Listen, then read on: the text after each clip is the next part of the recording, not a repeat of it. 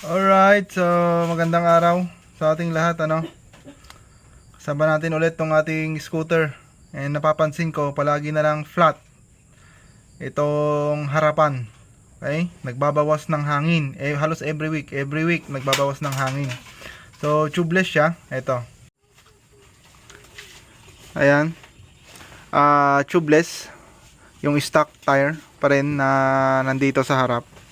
Ang problema, halos every week is nababawasan ng hangin itong harap. Doon sa likod okay na, walang problema doon kasi nakalagay na tayo ng sealant. Ngayon ang gagawin natin para iwas flat, pump tayo ng pump every week. Ilalagay natin yung naiwan. Ayan, yung kalahati na naiwan. So dito, para pumasok ng mas maganda dito sa ating valve sa may pito, kailangan talagang i-shake ng maigi. As in, para maging pino. Ayan. Okay.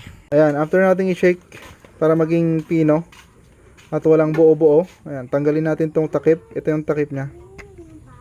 Ayan. Itong takip niya, dalawa yan parang male plug. Kaya lang napudpud na. Plastic kasi siya, napupudpud ito. Kaya kung susubukan natin, ayan, susubukan natin dito, hindi na niya kayang paikutin, ano. Wala na. Napupudpud itong plastic na tire valve remover. Ayan, ito yung ginagawa nating tire valve remover. Bago natin tuluyang tanggalin tong valve nya, tanggalin muna natin yung hangin. Yung hangin muna.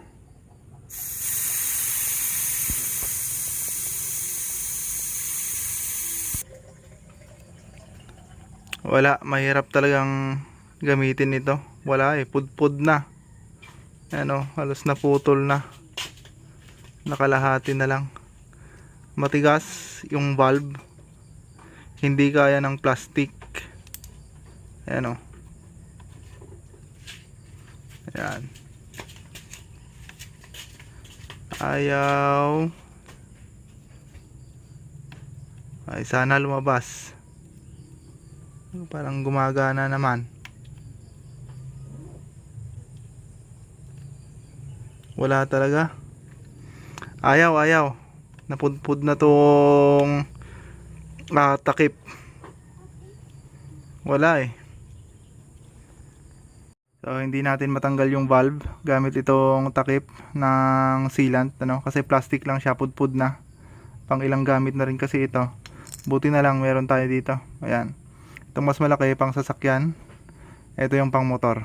Ayan. Matagal na nating nabili ito. Ang tawag dito, tire valve remover. Ayan. Tire valve remover. So, ganun pa rin. Di ba? Bakal siya. Mas matibay. Mas madali. Mas madaling gamitin. Yan. Okay. Lumabas din. Ayan. So, ang gagawin natin, maglalagay tayo ng sealant. Ito, lalagay natin.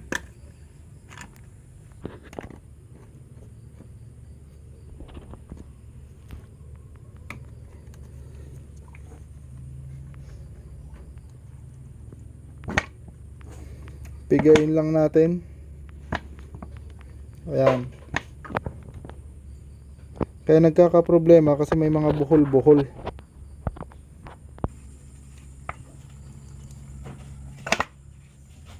Ayan, sa mga nagtatanong kung ilan yung nilalagay sa isang gulong, kalahati lang. Kalahati lang. Ayan, nilagay din natin. So ito ang pinakapangit na nangyayari pag tire sealant, ano, tire sealant ang gamit natin. Nagbabara. Nagbabara yung pito. Ayan.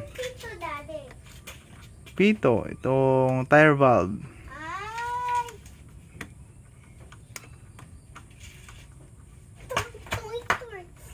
Yan, kailangan lang natin higpitan bago natin lagyan ng hangin. Okay. Ito. Ito yung pang motor, pang sasakyan, di ba? Kung hindi effective itong takip ng sealant. Kasi itong plastic napupudpud dito. Ilang beses ko nang naranasan. Pupudpud. Buti na lang meron to, bakal. Tapos, gamitan ulit natin ito, electronic pump 30. Diba?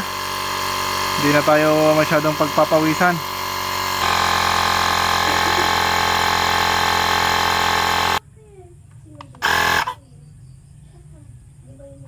Okay.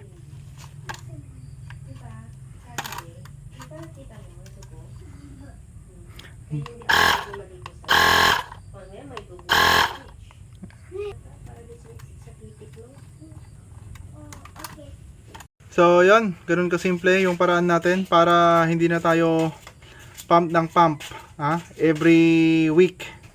Kasi nga, kahit tubeless, ayan.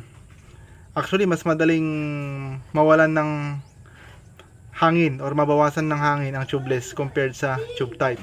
Ayan. Para iwas pump ng pump, naglagay tayo ng tire sealant. Ayun, tire sealant. Syempre may disadvantage and may advantage ang tire sealant. Alright.